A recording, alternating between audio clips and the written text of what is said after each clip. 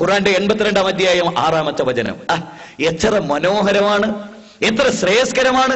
മനുഷ്യരെ മനുഷ്യരെ എന്ന് വിളിക്കുന്ന ഇസ്ലാമിന്റെ ഖുർആനിന്റെ ഈ പ്രത്യേകത ആർക്ക് നിഷേധിക്കാൻ കഴിയും? ആർക്ക് തള്ളിക്കളയാൻ കഴിയും? മഹാനായ അബുൽ കലാം ആസാദ്, ഇന്ത്യയിലെ അറിയപ്പെട്ട സ്വാതന്ത്ര്യ നായകന്മാരിൽ അഗ്രേശ്വരൻ. അബുൽ കലാം ആസാദിനോട് ഒരിക്കൽ ഒരു അമുസ്ലിം സുഹൃത്ത് ചോദിച്ചത്രേ, അല്ലയോ ആസാദ്, അങ്ങ് ഇസ്ലാമിന്റെ ഫ്രാറ്റേണിറ്റിയെ കുറിച്ച് സംസാരിക്കുന്നല്ലോ, എവിടെയാണ് ഇസ്ലാമിന്റെ ഫ്രാറ്റേണിറ്റി? ഇസ്ലാമിന്റെ സാഹോദര്യം എവിടെയാണ്? ആസാദിന്റെ ഡ്രൈവറുടെ കൂടെ ആസാദ് സഞ്ചരിച്ചു. ഉന്നത കുലജാതൻ, വെളുത്ത സുമുഖൻ, സുന്ദരൻ, മഹാജ്ഞാനി, അഡ്വക്കേറ്റ്, അറിയപ്പെട്ട ചിന്തകൻ, എഴുത്തുകാരൻ, അങ്ങനെ പ്രമുഖനായ ഒരു വ്യക്തി. ആ വ്യക്തി ഡൽഹിയിലെ ജുമാ മസ്ജിദിൽ വരുന്നു. ഡൽഹിയിലെ ജുമാ മസ്ജിദിൽ വന്നിട്ട് അദ്ദേഹത്തിന്റെ ഡ്രൈവർ അദ്ദേഹത്തിന്റെ മുമ്പിൽ നിസ്കരിക്കുന്നു. ആ ഡ്രൈവറുടെ കാൽക്കീയിൽ ആസാദ് ശിരസ് വെക്കുന്നു. ഇസ്ലാമിന്റെ ഫ്രാറ്റേണിറ്റി അദ്ദേഹം ബോധ്യപ്പെടുന്നു മുസ്ലിമിന്. ഞാൻ പറയുന്നത് വളരെ ഗൗരവമായി നമ്മൾ മനസ്സിലാക്കേണ്ട ഒന്നാണ്. ഇസ്ലാമിന്റെ ഫ്രാറ്റേണിറ്റി അതാണ്. ഇസ്ലാമിൽ ഒന്നാമത്തെ സഫിൽ ഒരാൾ വന്നു നിന്നാൽ രാജാവ് വരുന്നുണ്ട്, ഇല്ല, ചാൻസ് ഇല്ല. ഏതൊരടിമയാണോ, റോട്ടിൽ പണിയെടുക്കുന്നവനാണോ, മാർക്കറ്റിൽ പണിയെടുക്കുന്നവനാണോ, പാടത്ത് പണിയെടുക്കുന്നവനാണോ, അവനാണ് സ്ഥാനം. അല്ലാതെ നേതാക്കന്മാർക്ക് വേണ്ടി, ഉന്നത കുലജാതർക്ക് വേണ്ടി നട തുറക്കുകയും പാവപ്പെട്ടവർക്ക് വേണ്ടി നടയടയ്ക്കുകയും ചെയ്യുന്ന സമ്പ്രദായം ഇസ്ലാമിനില്ല. ഇസ്ലാമിന്റെ പ്രത്യേകതയാണത്. ഇസ്ലാം എന്ന ദൈവിക മതത്തിന്റെ മാഹാത്മ്യമാണത്. അതുകൊണ്ട് തന്നെ ഇസ്ലാം മനുഷ്യരെ വിളിച്ചുകൊണ്ടാണ് ഈ കാര്യം പറയുന്നത്. അപ്പൊ നമ്മുടെ ഒന്നാമത്തെ ഭാഗം ഞാൻ ഇവിടെ അവസാനിപ്പിക്കുന്നു. നാം ഒന്ന് നമ്മൾ മനസ്സിലാക്കുക. ഖുർആൻ അങ്ങനെയാണ് മനുഷ്യനെ അഭിസംബോധന ചെയ്തിരിക്കുന്നത്. മനുഷ്യർ ഒന്നാണ്, മനുഷ്യർ സഹോദരങ്ങളാണ്.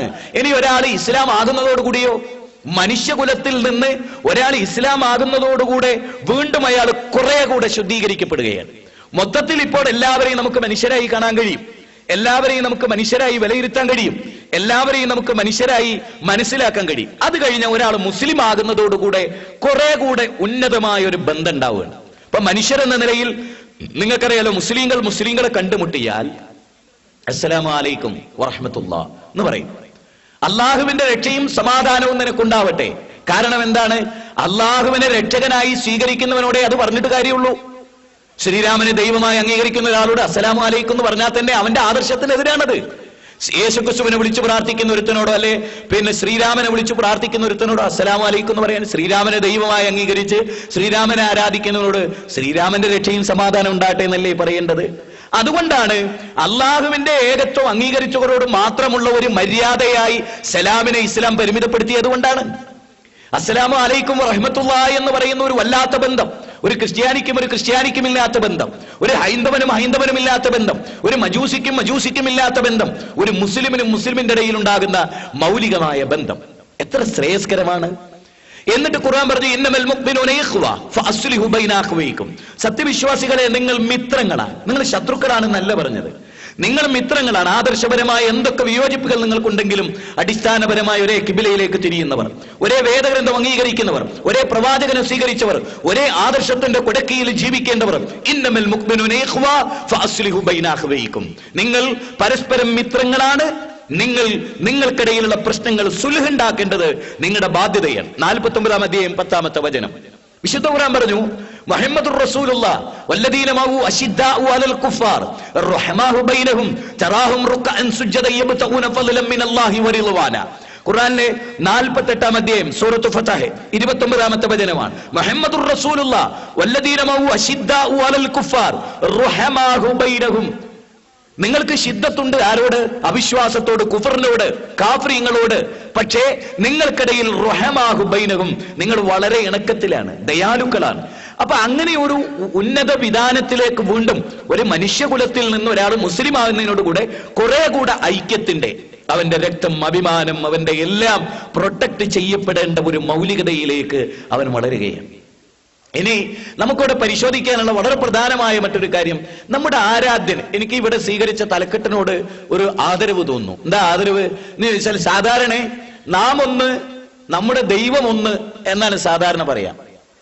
അതല്ല, നമ്മുടെ ആരാധ്യനൊന്ന്, ദൈവം ഒന്നാന്ന് എല്ലാവരും പറയും. ഏതെങ്കിലും ഒരു ഹിന്ദു സന്യാസിയെ നമ്മൾ ക്ഷണിച്ചാൽ ആ സന്യാസി ഒന്നിലധികം ദൈവമുണ്ടെന്ന് പ്രസംഗിക്കുമോ?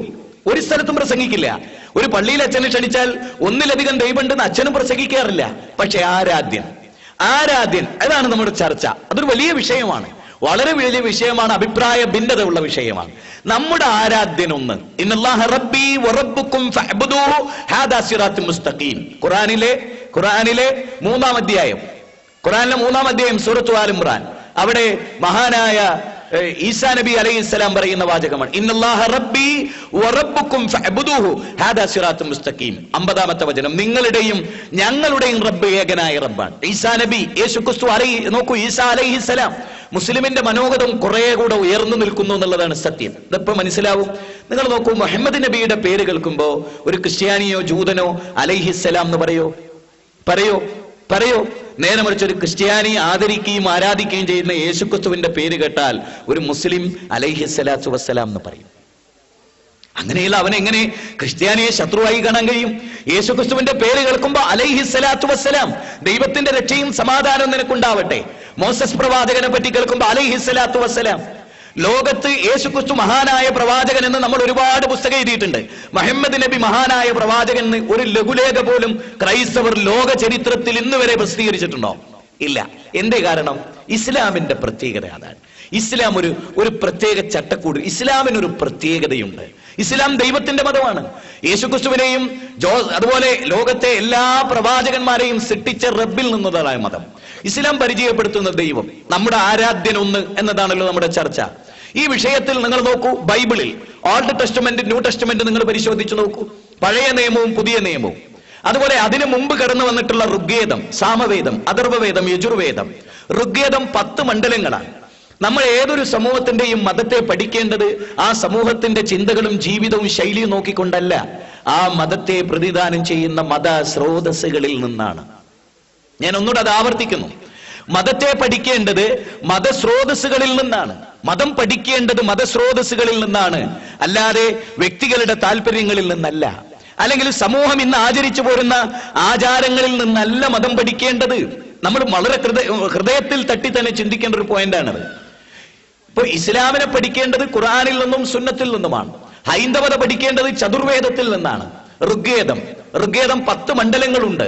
ഋഗ്വേദത്തിന്റെ 1-ാം മണ്ഡലം, ഋഗ്വേദത്തിന്റെ 1-ാം മണ്ഡലത്തിൽ നമ്മൾ വായിക്കുന്ന അനവധി സൂക്തങ്ങളിൽ ഒന്ന്, ഏകം സത് ബഹുദാ വിപ്രാ വദന്തി യോ ദേവാനാം നാമധ ഏകേവ ഓം സദേ സമസ്തേ സർവലോകാശ്രയായ, ഓം സദേ സമസ്തേ സർവലോകാശ്രയായ, ഏകം സത് ബഹുദാ വിപ്രാ വദന്തി. ദൈവം ഏകനാണ്, പലതില്ല, ഒന്നേ ഉള്ളു. ഏകം, അഹദ്, യഹ്. നോക്കൂ, ഏകനാണ് അല്ലാഹു ഏകനാണ്.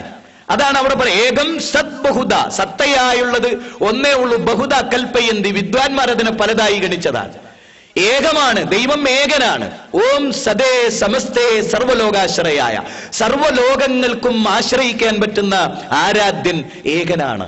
ഋഗ്വേദത്തിന്റെ 1-ാം മണ്ഡലം പറയും. ഋഗ്വേദത്തിന്റെ 10-ാം മണ്ഡലം 121-ാമത്തെ സൂക്തം 1-ാമത്തെ ഋക്കിൽ വളരെ വ്യക്തമായി ദൈവത്തെ പരിചയപ്പെടുത്തുന്നു. ഹിരണ്യഗർഭഃ സമവർത്തദാഗ്രേ ഭൂതസ്യ ജാത പതിരേക ആസീത് സദാധാര പൃഥ്വിയും ദ്യാമുദേവായ കശ്മൈ ദേവായ ഹവിഷാ വിധേമ. വേദം പറയുന്നതാണ്, ആകാശങ്ങളെയും ഭൂമിയെയും സർവചരാചരങ്ങളെയും സൃഷ്ടിച്ച ഏകനായ ദൈവം.